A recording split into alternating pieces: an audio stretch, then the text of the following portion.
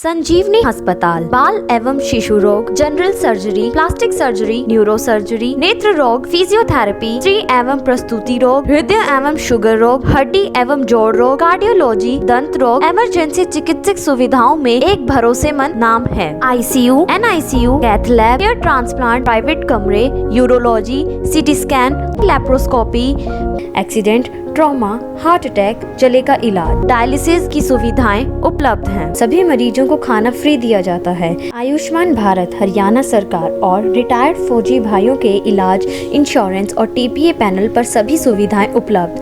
पूछताछ mobile number 7027566691। साथियों, किस तरह का समाज हो, राजनीति हो, देश हो, प्रदेश हो, हमारे आसपास का माहौल हो, मैं मानता हूँ इस बात पे निर्भर है कि किस तरह की मानसिकता को हम सब मिलकर बल दे रहे हैं। मैं एक छोटा सा उदाहरण देना चाहूँगा। टीम दीपेंद्र, जिन्होंने कोविड काल, दूसरी जो लहर है उसके दौरान, मैं मानता हूँ बड़ा बढ़िया काम करते आए हैं। एक सामाजिक संगठन के रूप में काम करते आए हैं।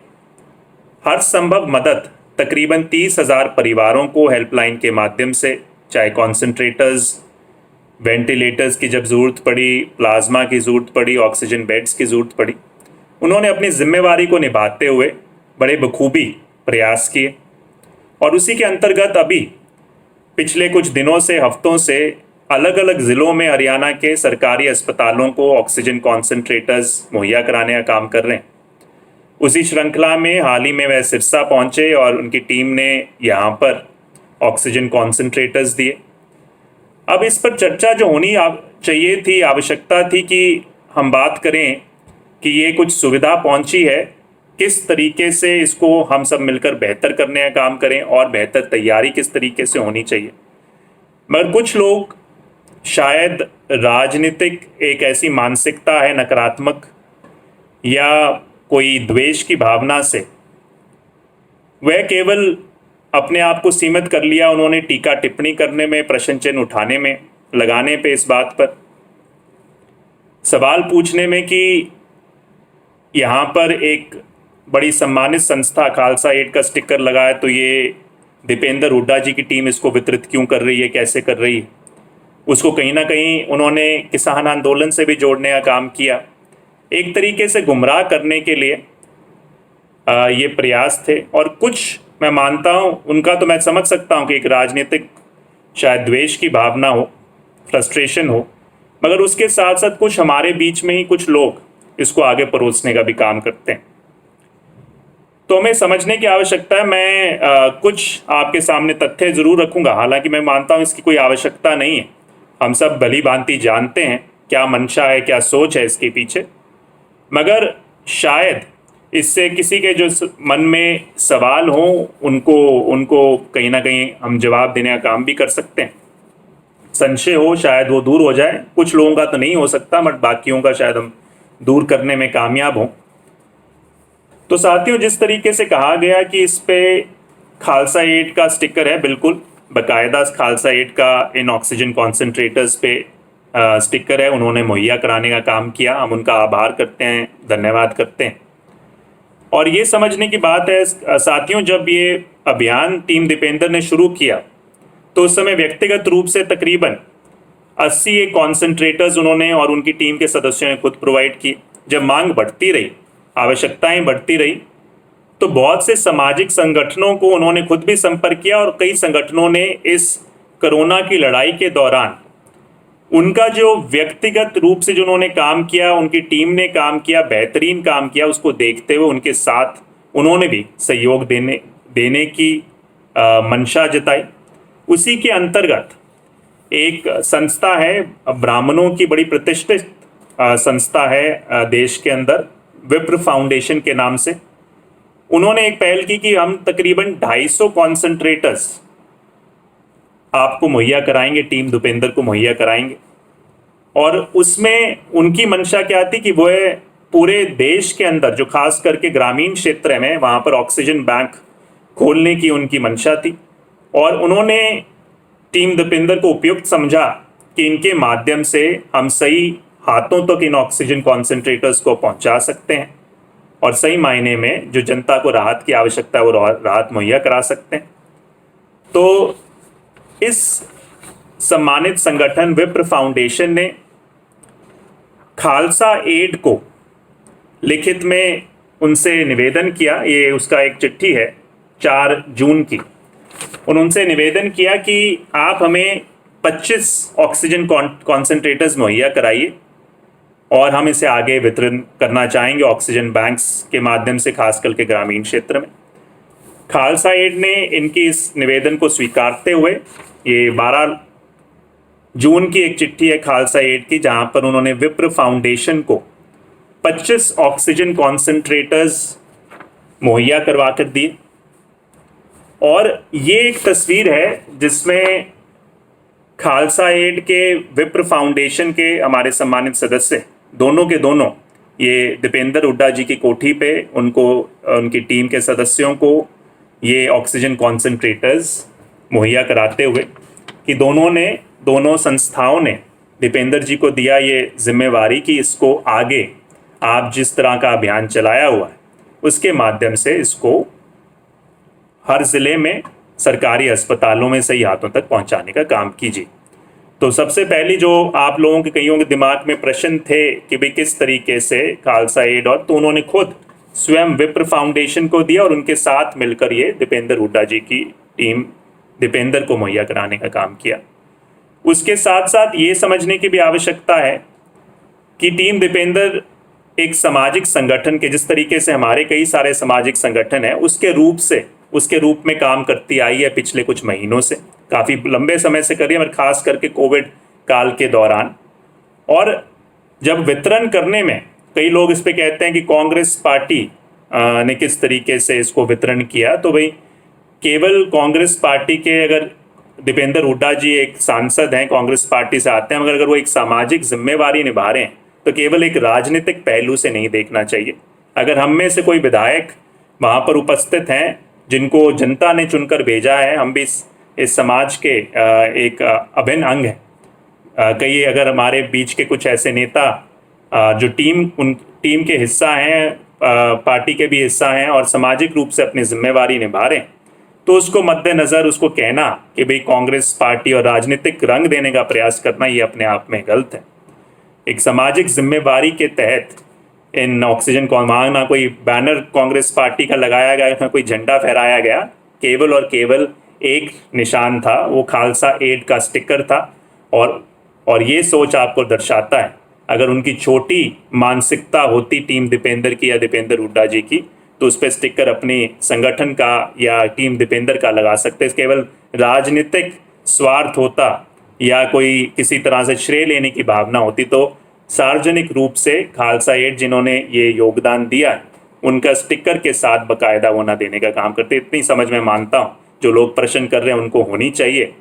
और अगर आप प्रश्न करना चाहें तो प्रश्न तो मेरे को लगता है इतने समय से पीएम रिलीफ फंड और उनसे कभी हमने प्रश्न शायद नहीं किए, जहाँ पे किसी को कुछ नहीं पता कि कितना फंड कहाँ पर जाता है और किस तरीके से लगाया जाता है। और यहाँ जब सार्वजनिक किया जाता है चीज़ों को, उस समय हम टीका टिप्पणी करते हैं, उंगलियाँ उठाते हैं। तो मैं यही आपसे निवेदन भी करना चाहूँगा, खासकर उन लोगों से समाज में, इन तरह के हम इस समय में खास करके जहाँ पे एक दूसरे के से हाथ मिलाकर हमें सहयोग करने की आवश्यकता है, इस तरह की मानसिकता पे हमें से परहेज़ करना चाहिए। अगर हम खुद कुछ ना कर पाएँ तो दूसरा कोई व्यक्ति या संगठन कुछ योगदान कर रहा है, काम कर रहा है, तो सराहना करने अगर नहीं कर सकते तो कृपया करके नकारात्मक टीका टिप्पणी करने का काम ना करें, उनका मनोबल बढ़ाने का काम करें। साथ में ही इसी सोच के तहत मैं मानता हूं कि जिस तरीके से ऑक्सीजन प्लांट, अब वहाँ पर हमारी सोच होनी चाहिए, चर्चा होनी चाहिए कि भाई किस तरीके से इस ऑक्सीजन प्लांट के माध्यम से, जो मेरी सोच थी जब मैं प्लांट को लाया, कोविड की लहर के साथ साथ इस क्षेत्र को, जो पिछड़ा हुआ स्वास्थ्य के रूप में क्षेत्र है, कैसे हम आने वाले में समय में इसके ढांचे को और ज़्यादा मजबूत करने का काम करें। और ऑक्सीजन एक बहुत बड़ी उसकी ज़रूरत है। तो जहाँ मुझे लगा मेरे पास कुछ संभावना है, मैंने पूरा प्रयास किया एक सूत्रधार के रूप में।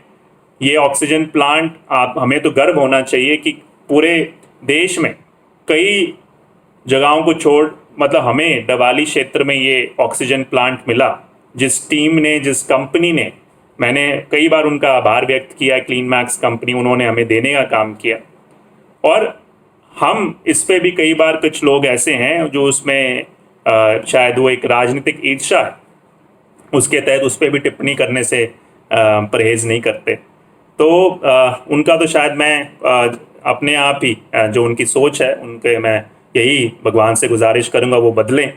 मगर इसको समझने की ज़रूरत है कि यहाँ पर आज इस प्लांट के आने से कितना बड़ा हमारे लिए बेनिफिट है, फ़ायदा होगा। कहाँ पे यहाँ पे 250 लीटर प्रति मिनट का प्लांट जब मैंने मंजूर कराने के लिए पूरी प्रयास किया, मंजूर हुआ। और उस समय भी कई ऐसी चर्चाएं थी, आप लोगों में से कुछ सम्मानित एक दो साथियों ने मुझे फ़ोन भी किया कि भाई ये कहीं राजनीति की भेंट चढ़ने वाला है, हमें जानकारी आप बचाइए। और मैंने उनको विश्वास दिलाया था कि ये प्लांट आपको डवाली में लगा कर देंगे। और उस समय 250 लीटर प्रति मिनट का था। मगर जिस तरीके से मैंने इस पे पुरजोर तरीके से इस पे मेहनत की और कंपनी वालों ने उस शिद्दत को देखा, उस की भी यहाँ ज़रूरत है, और मैंने कहा कि जल्द से जल्द हम चाहते हैं, तो उन्होंने 500 लीटर प्रति मिनट का जो प्लांट था उन्होंने वो मुहैया, डबल कैपेसिटी का प्लांट मुहैया कराने का काम किया। बहुत बड़ी सौगात है, हमें धन्यवाद करना चाहिए उस कंपनी का। और अभी जिस तरीके से एक बार उद्घाटन हुआ, हालांकि मैं उस चीज़ से मुझे कभी पहले भी ब्लड बैंक का भी जैसे मैंने देखा था, मैं विधानसभा में था, पीछे से इतनी मेहनत करके जब लाए, मुझे उससे फ़र्क नहीं है, सुविधा यहाँ पर मिली। तो लोगों ने पीछे से ही अपने आप ही कुछ तस्वीर खिंचवा के मेरे ख्याल से उस चीज़ का लोगों ने कहा, बट मैंने कहा इस चीज़ का नहीं, हमें ये आवश्यकता की ज़रूरत थी। उसी तरीके से आज ये आवश्यकता मिली है। उनका कंपनी वालों का हमें धन्यवाद करना चाहिए। तो कुछ आप हम कहते हैं कि भैया किस तरीके से ये काम कैसे हो गया, ये भी टीका टिप्पणी मैंने एक दो बार देखी। तो मैं कहता हूँ कि इसमें कुछ जो शायद दूसरी पार्टी वाले भी हैं, उनको मुख्यमंत्री, अगर मेरी बात नहीं मानते तो मुख्यमंत्री जी की एक बात ज़रूर मान लेनी चाहिए। उन्होंने विधानसभा में एक बार कहा था कुछ समय पहले कि भाई बहुत सारे लोग, चाहे वो विधायक हों और लोग हों, मांगे लेकर आते हैं और वो कई सालों तक लटकी रहती हैं। आप ये देखा होगा सीएम की घोषणा, आदरणीय सीएम ने जो पूरे अलग प्रदेश में करते हैं, किसी भी सरकार में कई सालों तक लंबित, कई बार दूसरी सरकारें भी आ जाती हैं, वो रह जाती हैं, मगर काम कैसे होता है। तो उन्होंने ये बात कही और बड़ी, मैं मानता हूँ इस बात से मैं सहमत हूँ।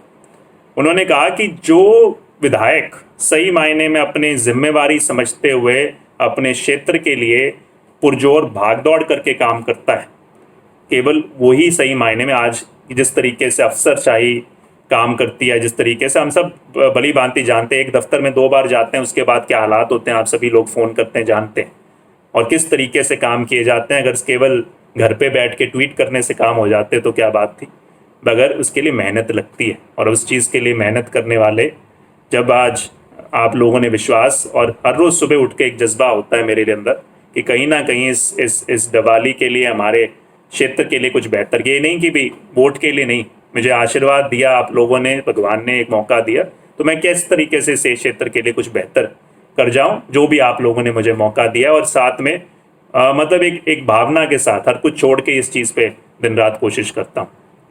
तो मैं सिर्फ यही आशा करता हूं, इस मानसिकता से हम परहेज करें। अगर हम चाहते हैं सही मायने में, जो हम बात रखते हैं कई बार सोशल मीडिया प्लेटफॉर्म्स पे, दूसरा कि हमारा दिवाली बेहतर हो, ये समस्या वो समस्या, ये काम होना चाहिए, तो खास करके इस तरह की जब सामाजिक गतिविधियां हों, इन चीज़ों से गुरेज करें, परहेज करें।